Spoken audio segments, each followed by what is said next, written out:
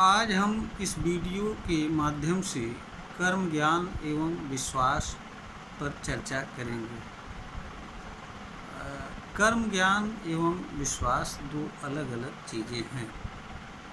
कर्म ज्ञान मनुष्य के विश्वास से संबंध नहीं रखता है। कर्म ज्ञान हर मनुष्य को यह सलाह देता है कि वह जो भी कर्म करे उसका सम्यक ज्ञान प्राप्त करके उस पे सोच एवं विचार करके कर्म करे, क्योंकि कर्म के परिणाम को कर्ता को ही सबसे अधिक सहन करना पड़ता है और कर्म से जुड़ा पीड़ा एवं दुख सबसे अधिक कर्म के कर्ता को ही सहन करना पड़ता है। और कर्म का फल भी कर्म के अनुसार ही मनुष्य को मिलता है। अर्थ यह कि मनुष्य जिस तरह के कर्म को करता है उसी तरह का कर्मफल उसे प्राप्त होता है।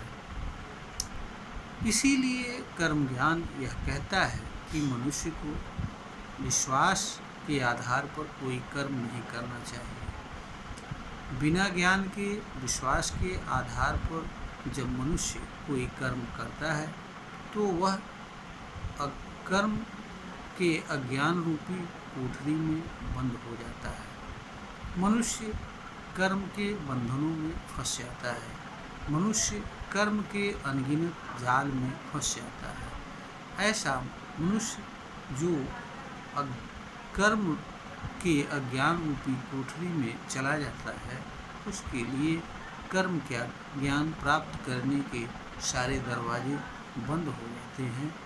ऐसा मनुष्य कर्म को जानने की क्षमता खो बैठता है। इस तरह के व्यक्तियों में से ही बिरला ही कोई ऐसा होता है कि जो अज्ञान रूपी कोठरी में जाने के बाद उससे बाहर निकल पाता है।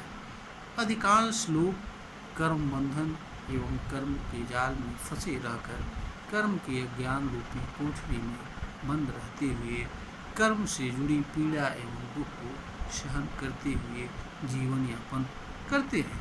यह एक सच्चाई है। इसीलिए कर्म ज्ञान हर मनुष्य को यह सलाह देता है कि वह बिना ज्ञान के विश्वास के आधार पर किसी भी कर्म को न करे, चाहे वह ऐसा कर्म किसी के द्वारा बताया गया हो या किसी भी किताब में लिखी गई हो या किसी के द्वारा भी कहा एवं बताया गया हो, अथवा कितने भी लोगों द्वारा अथवा कितने भी समय से ऐसे कर्म को किया जा रहा हो। भले ही सारे के सारे लोग ऐसे कर्म को कर रहे हैं, किंतु मनुष्य को बिना ज्ञान के आधार पर किसी भी कर्म को विश्वास के आधार पर नहीं करना चाहिए, क्योंकि कोई मनुष्य अपने ही कर्म से पीड़ा एवं दुख सहन करता हुआ इस धरती पर जीवन यापन करे, हमारे समझ से इससे बुरी बात किसी मनुष्य के लिए नहीं हो सकता है। मनुष्य का दूसरों पर नियंत्रण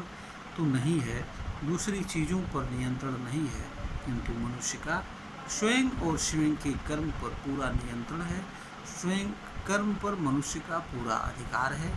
मनुष्य कर्म को जानने एवं समझने, विचार करने तथा विचार करके जान एवं समझ करके कर्म के चुनाव की शक्ति रखता है और मनुष्य कर्म के चुनाव के माध्यम से ऐसे कर्म को कर सकता है जो उसके एवं समाज के लिए कल्याणकारी हो तथा ऐसे कर्म को से स्वयं को दूर रख सकता है जिस कर्म से उसे और मानव समाज को पीड़ा एवं दुख पहुँचने वाला हो या पहुँच सकता है।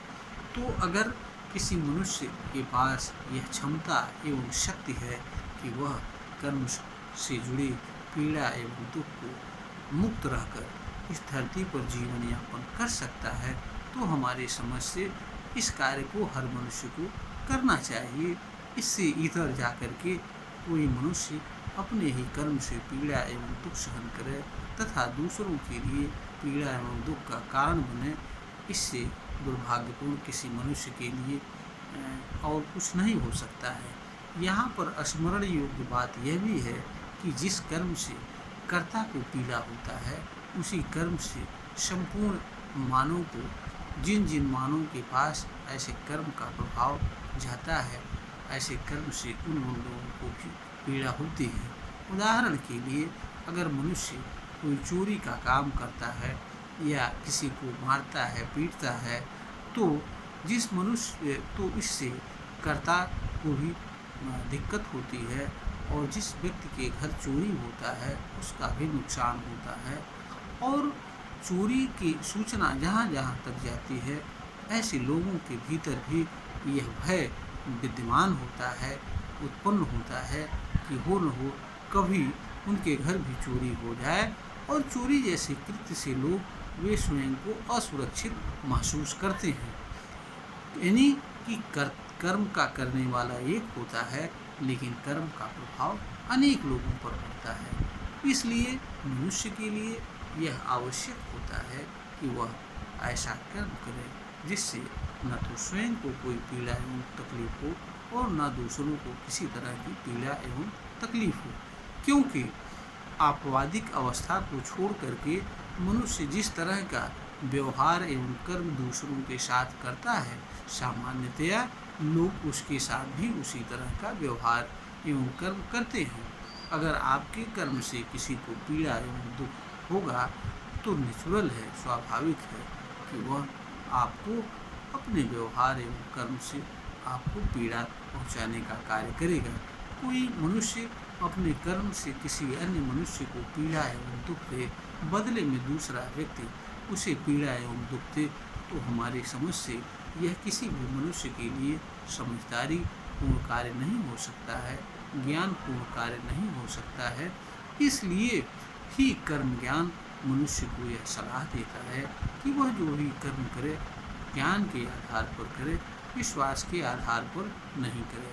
और कर्म ज्ञान विश्वास से किसी तरह का कोई संबंध नहीं रखता है। कर्म ज्ञान हर मानव को यह सलाह देता है कि वह कर्म की जानकारी करके ही कोई कर्म करे, क्योंकि कर्म का फायदा एवं नुकसान कर्म के करने वाले को ही उठाना पड़ता है। यह वीडियो ज्ञानवर्धन हेतु बनाई गई है। क्रेता को अगर ज्ञानपरक प्रतीत हो तो इसे लाइक करें, शेयर करें और सब्सक्राइब करें।